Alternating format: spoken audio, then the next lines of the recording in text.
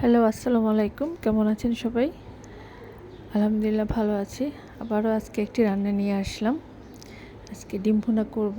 এখানে তেল গরম করে নিয়েছি এবং দেখতেই পাচ্ছেন ডিম আমি আগে থেকে সিদ্ধ করে এখন একটু হলুদ আর লবণ করে ডিমটাকে ভেজে নিচ্ছি। রান্নাটা অনেক সহজ। আমার বাসায় যখন মাছ মাংস কিছুই থাকে না তখন ডিমই একমাত্র ভরসা। তখন আমি এরকম ফাঁকিবাজি করে ডিম রান্না করি। এভাবে ডিমটাকে আমি লাল লাল করে ভেজে এখন তুলে নেব। অত লাল করব না, হালকা একটু ব্রাউন করে ভেজে নিয়েছি। আমি এটাকে আলু দিয়ে ডিমের কারি রান্না করব। খুবই সহজ। যারা ব্যাচেলর বা স্টুডেন্ট আপুরা আছেন খুব সহজেই এইভাবে রান্না করে ফেলতে পারবেন ঝটপট। যখন হাতে কোনো সময় থাকে না, তাড়াহুড়োর সময় এভাবেই রান্না করলে ভালো হয়। আমি এখানে তেলের মধ্যে পরিমাণ মতো পেঁয়াজ কুচি নিয়ে নিয়েছি। পেঁয়াজটাকে হালকা ব্রাউন করে ভেজে নেব। তারপর একটু হলুদের গুঁড়ো, একটু মরিচের গুঁড়ো, আর আমি এখানে অল্প একটু আদা রসুন দিয়েছি। আদা রসুনটা আমার এখানে স্কিপ হয়ে গিয়েছে। এখানে আমি অল্প, ডিমে অত মশলা লাগে না, খুবই পরিমাণে অল্প আদা রসুন দিয়েছি। তারপর হলুদ মরিচ দিয়ে মশলাটাকে কষিয়ে নেব। এখানে আমি একটু পরিমাণ মতো পানি দিয়েছি যাতে মশলাটা পুড়ে না যায়।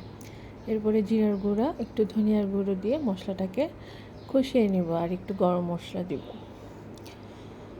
দিয়ে এখন পরিমাণ মতো লবণ দিয়ে আমি ভালোভাবে কষিয়ে নিব। লবণটা আমি এখানে আগেই দিয়েছি তেলের মধ্যে, যখন ডিমটা ভাজি তখনই দিয়ে দিয়েছিলাম।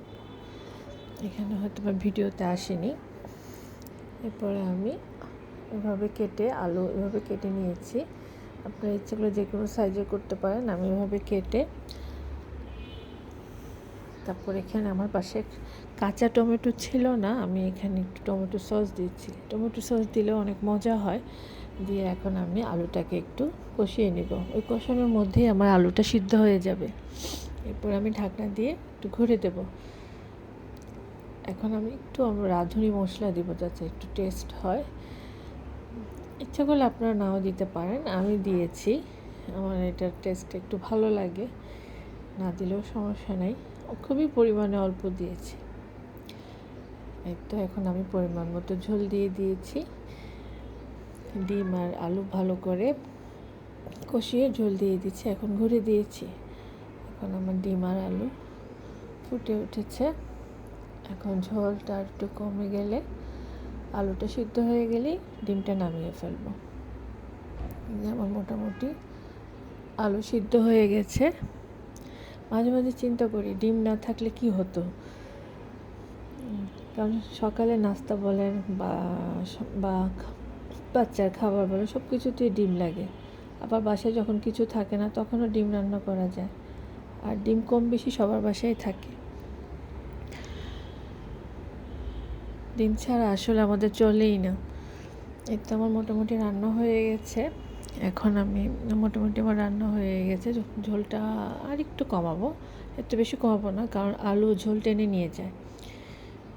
কারণ এই ঝোলটা পরে আর থাকবে না। আমি এখন ধনেপাতা কুচি দিয়ে নামিয়ে ফেলবো। বাস, আমার রান্না শেষ। আজকে এ পর্যন্তই। ভিডিওটি ভালো লাগলে লাইক কমেন্ট করবেন, সাবস্ক্রাইব করে পাশে থাকবেন। সবাই ভালো থাকবেন, সুস্থ থাকবেন। Bye bye.